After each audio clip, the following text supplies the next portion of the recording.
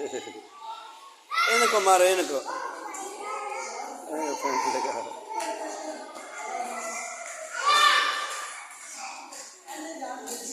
हाँ ठीक हो माशा